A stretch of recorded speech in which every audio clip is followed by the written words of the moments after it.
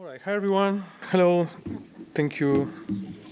Thank you for coming. My name is Ezequiel Lanza. I am LFAI and data architecture. I'm also open source AI evangelist at Intel. This is actually a talk that Tina Su, which was the main creator of this talk, she cannot be here, so I'll be presenting instead of, in her place. But this is basically the talk will be about Edge, Edge AI, and a project that is related with open source.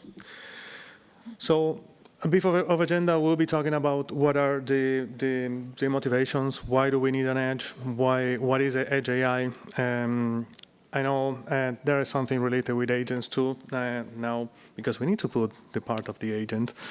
What is the mission of the project, in case if you don't know this open source project. Some of the releases, the presentation also talks about a bit about the project itself, what is each release, what was included, and what are the parts of the project. There is a model optimization. There are some collaboration between other Linux Foundation projects, as OPIA, and we will have a short demo at the end. So we'll be talking about something about agents. Yeah, this is like, yeah. So what are the main challenges? How many of you are familiar with Edge AI? How many of you are actually using Edge AI? Cool. Cool. Great.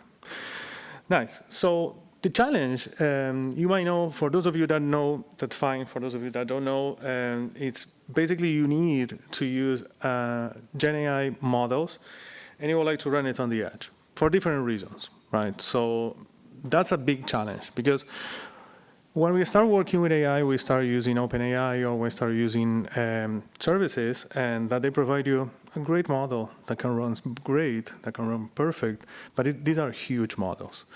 And the challenge comes when you would like to use this model in a tiny device, in an edge device. Could be a computer, or it could be whatever, and you have a big challenge on that. So what do we do in those moments?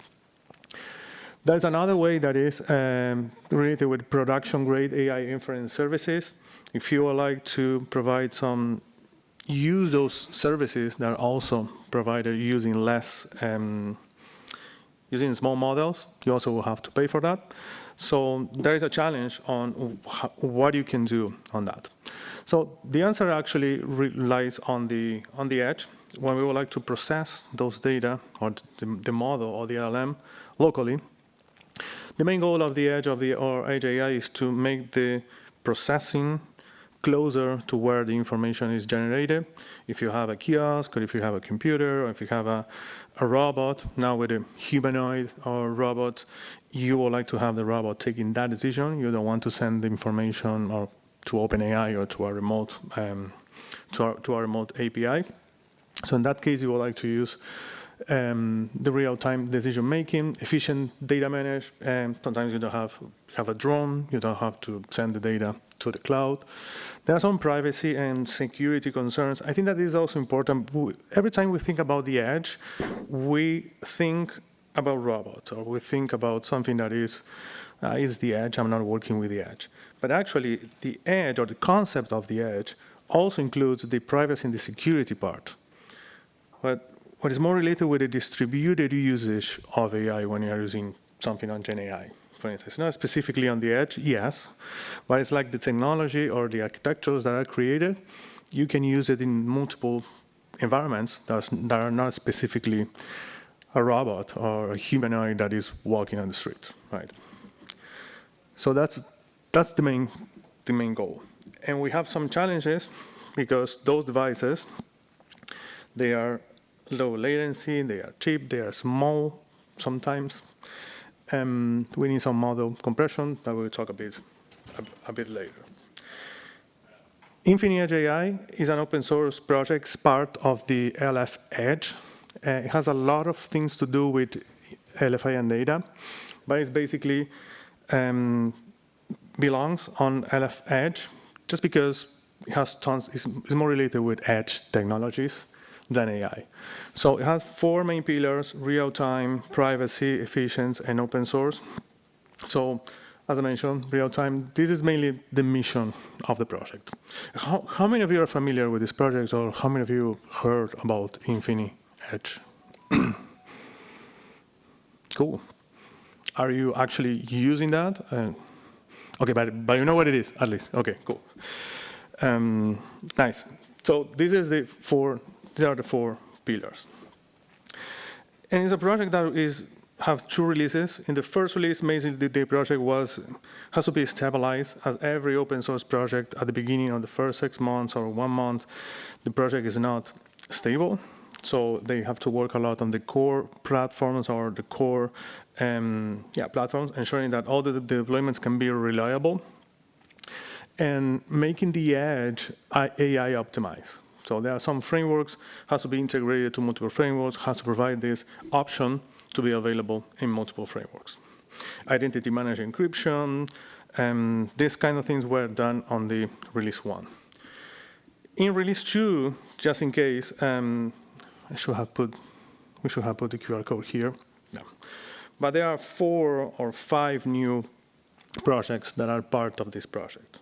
At the center, of course, is a modular platform that you can use agent, and each particular module works or is useful for something. In the top left, in the top left, we have YOMO, I-O-M-O. It actually introduces MCP, which will allow you to run MCP in the edge. So you can use that module if you like to use in the edge. It's a serverless AI, so this is a part of the module. Top right, edge data agent. Sometimes you need to use and process the data in the edge. You actually need to process the data. So this part of the project helps you on the processing of that data. The other one is Sphere. Yeah, Sphere is a runtime basically to deploy and to scale AI agents across cloud and edge. So here you have auto scaling, you have streaming communications, you have the things related with agents. So the example actually uses Sphere as a runtime for do that. And there are 2 more, Edge Lake. If you are using federated learning, Edge Lake is actually for federated learning, so sometimes you are using federated learning, so it's very useful when you would like to build the life cycle, and the federated learning process has a mix between the edge and the cloud.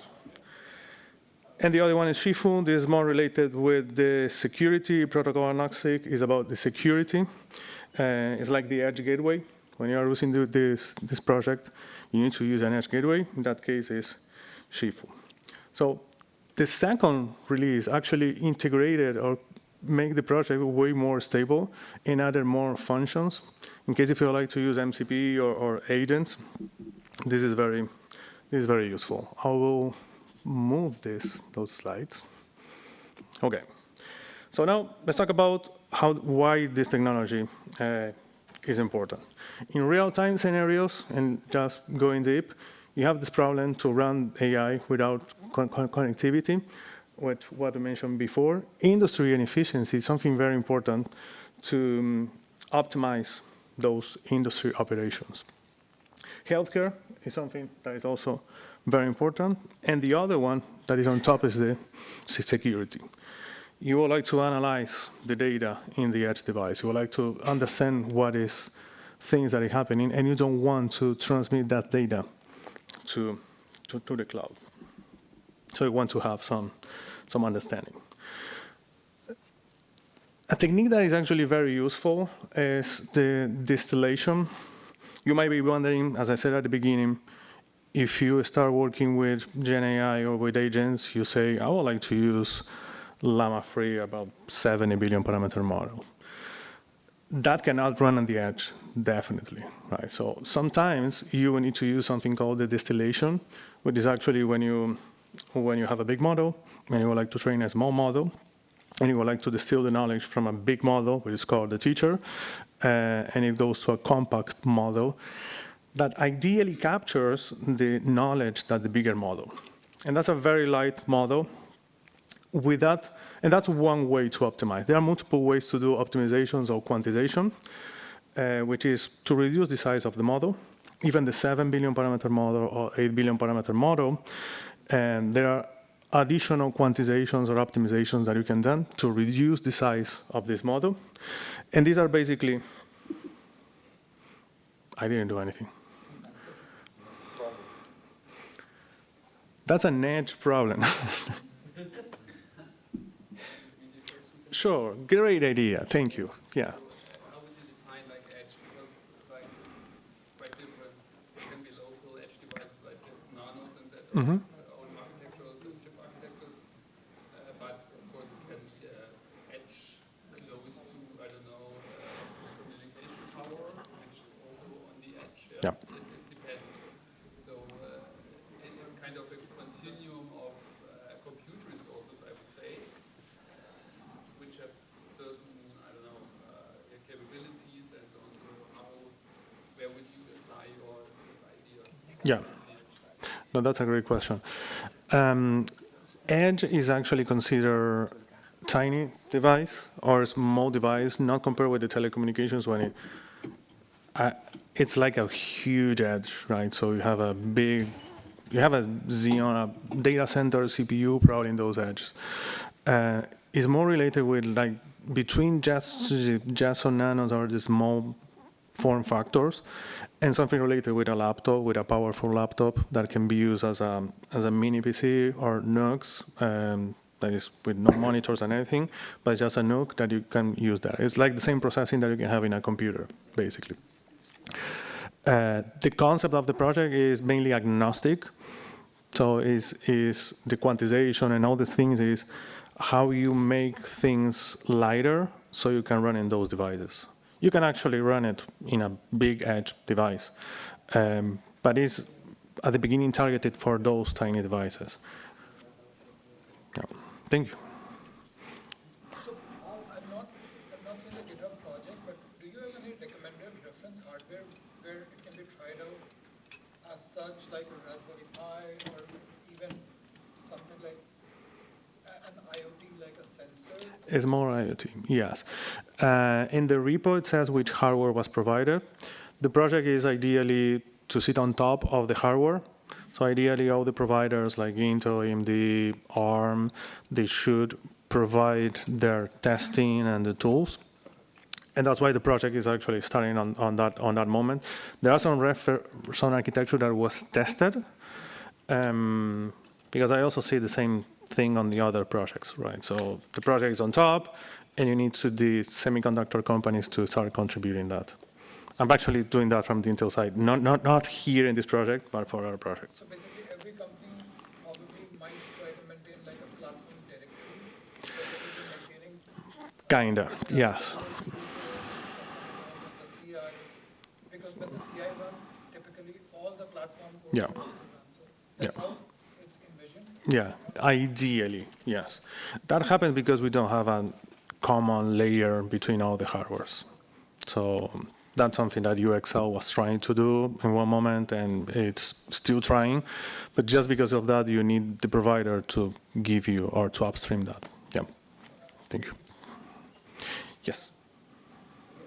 So first of all, like this is a very interesting topic.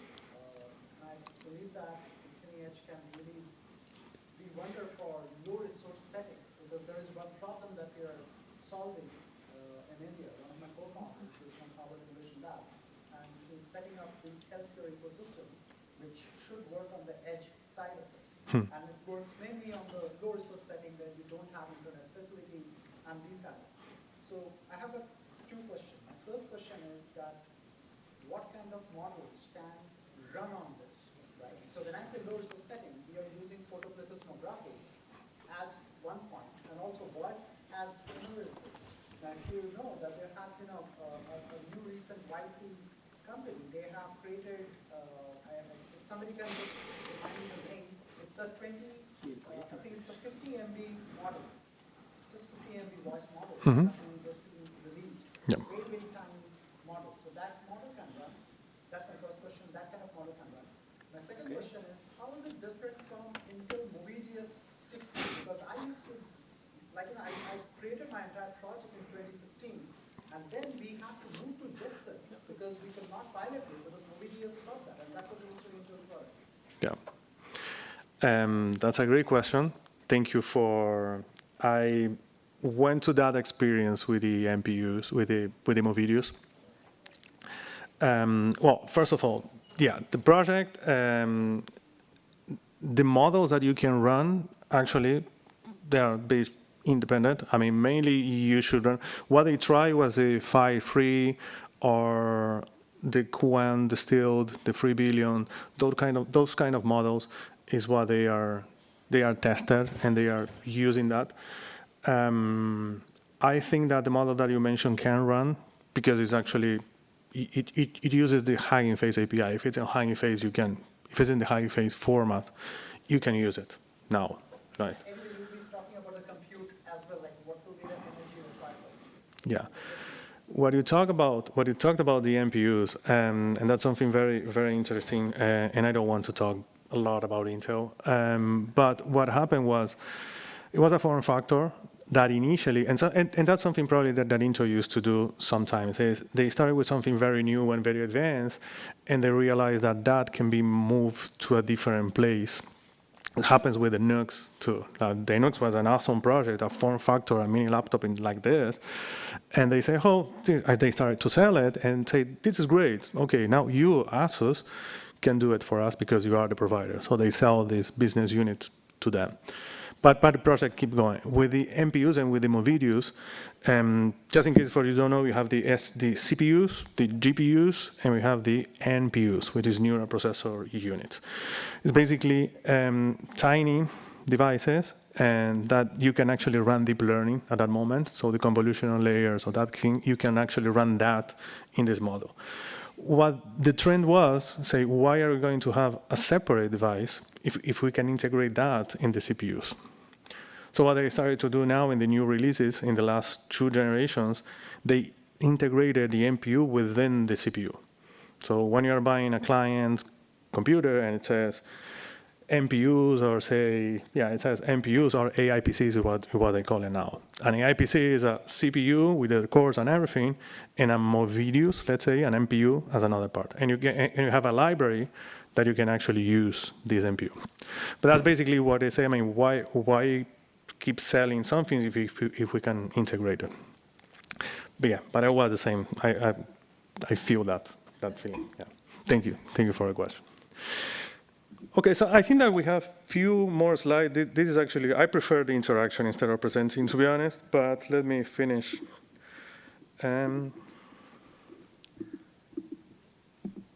Okay, great. The project is a collaboration with OPIA. OPIA is a GenAI deployment platform. So if you are deploying RAG applications or GenAI applications as a microservices at a big scale, OPIA gives you the blueprints and the components on how you can deploy that, for instance. This is a basically Kubernetes story, right? So if you have a RAG application, you need to containerize your LLM. You need to containerize your database. You need to containerize the embeddings. You need to containerize everything. Once you have it containerized, you need to orchestrate how the interaction between those microservices will happen. So OPIA is basically what gives you that. And OPIA is integrated with InfiniEdge because some parts can run in the edge. So your GenAI application can be a big application that runs on the cloud, your vector database is in the cloud, and so on. But probably you have a container that is running on the edge. That kind of integration is what happened. Let's see if I can show this. I don't want to extend, but I can quickly show this, which is basically a demo. It's very simple. It's a teddy bear, which is understanding what is happening on the video. It has multiple agents. The agents are seeing what is happening on the video, is listening to what the person is saying, is detecting the face and everything, and that's running on the edge. These are basically the details or the information that these applications is understanding. That is a person, what says there, light, skin, and tons of details. I don't have the mirror here, so I have to take a look.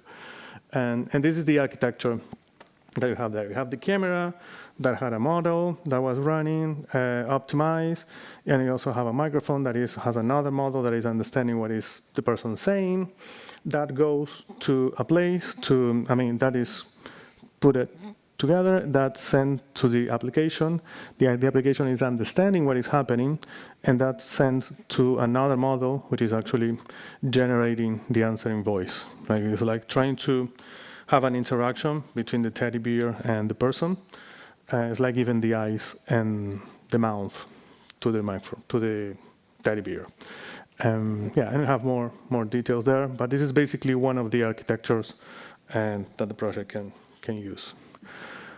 Okay, conclusion, final, is bringing GenAI closer to the edge is great in some use cases and solves lots of challenges for large language models. I have a comment or something that I think about why to use small models, which is what we are seeing now with agents. If we work with agents, we are using OpenAI or using Gemini or Claude, huge models, 500, 400 models. We are doing that, and I'm not blaming anyone, I'm not blaming myself, because we are a bit lazy, because we have a model that works well, right? So I don't want to use a 3 billion parameter model because my agent would not understand what I'm saying. So I rely on this huge model. So that's the first step. So we start using agent, we know how to use it. The second step is basically, okay, maybe I don't need this huge model. Maybe I can use a small model that can have the same understanding, but I would need to work a bit more on the prompting, on the data that I give to the model, on the LLM. That kind of thing is an extra work that I think that should start happening probably the next generation or probably later. Because now it's so easy. It's so easy to pay few pennies and you have an excellent model. But ideally, I think that the movement we saw with Llama 6 CPP that appeared way after the LLMs appeared. We had Llama 6 CPP to make an LLM to be able to run in a computer. So I think that that's the challenge that we can face with the large language models. Join to the community, explore the code, take a look, be part. This is an open source project. OPIA, I didn't mention, OPIA is part of the LFI data. So this is a great interaction between LFI data and LF-Edge. And it shows how two projects from different foundations can work together. And that's it. Yes, cannot move the slide. All right, thank you. We have some time for some questions. Thank you. Yeah. Some recommendations about how to pick the right model. I think we will agree it's great to have it on the edge, but then the problem is how good in the edge it will perform. And then how do you guide yourself in order to pick a good one? Because this looks like a lot of work, and then interesting to know how to make it work in the edge. Totally. And yeah, this is a great question. I will say first depends on the use case or what you would like to do to pick the model. But if you think that it works with a small model, because sometimes the small models they don't work, they don't have the knowledge because you would like to have something very advanced, and that's fine. But most of the use cases you can use it. So how I will start using some of these two models, or 7 billion parameter model, or 3 billion or 8 billion parameter model. I try to see if it works for your use case.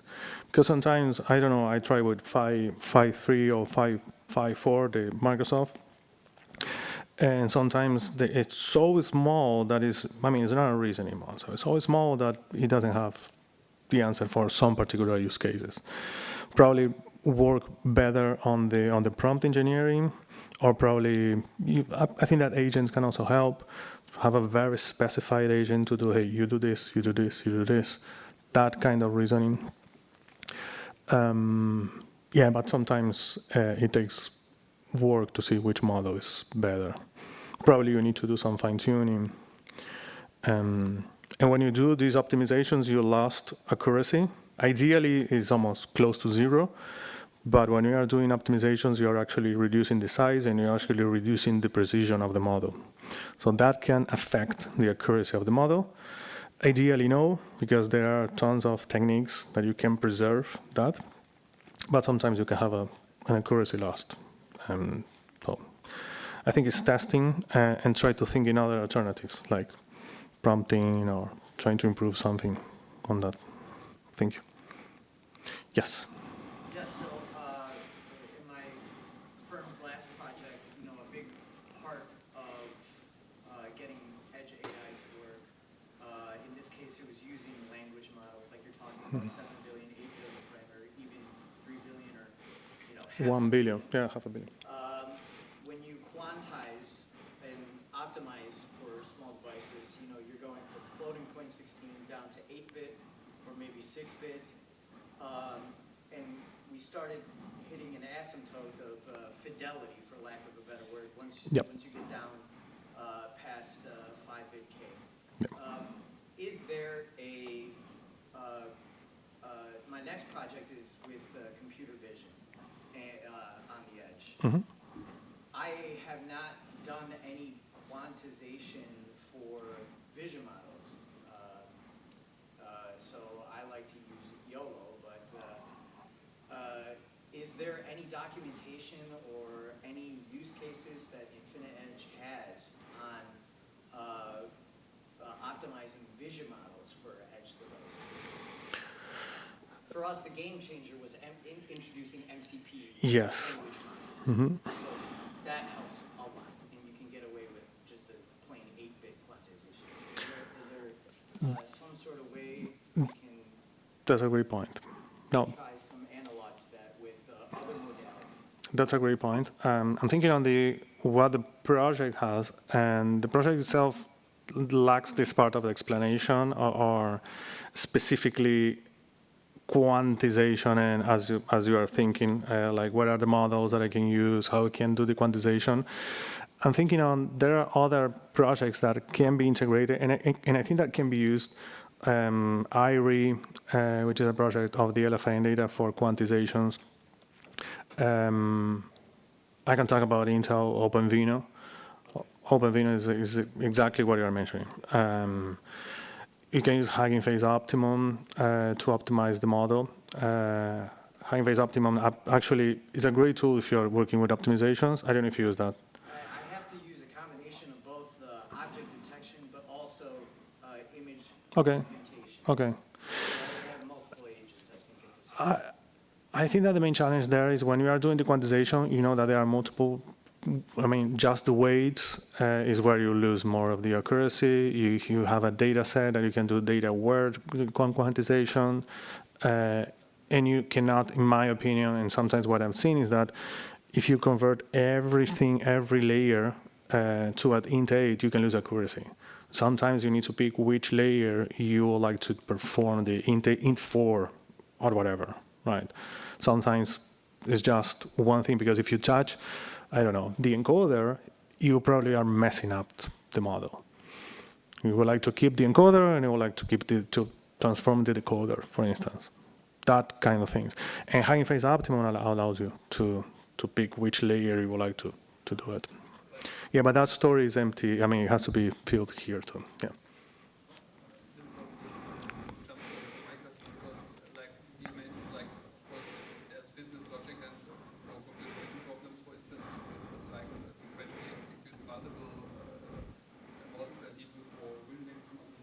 In your talk, you had for the language models like several models concatenated executing, and then the question is how can you like separate the model calling and containerize the models and decide where to put the model on which resource is being computed, and divide it from the business logic actually, which is really difficult because for instance for your computer vision case, if you're under GDPR, you have to, for instance, anonymize video streams before you can evaluate Totally. whatever you want, and Yeah. you can do it in the cloud, but you have to do the anonymization like on the edge. So Yeah. and then maybe some parts can move to the edge because there is source available or whatever. So even this dynamically switching Yes. either payment for moving it or make them available on the edge or on higher level compute resources would be very Yeah. interesting, or a great extension for InfiniEdge. Totally. And I see that by vendors. For instance, OpenVINO has something just for Intel hardware. You can say, I would like to use this in this pool of CPUs available or machine available. And the algorithm that detects if this CPU is getting higher on load, okay, the next inference run it on another CPU. That kind of things you can do.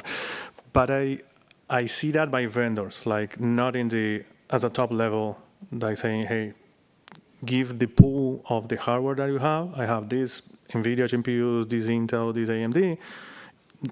You make the selection. I mean, that kind of things is what I don't. Yeah, but unfortunately, like vision language models or language models in general will consume like VRAM.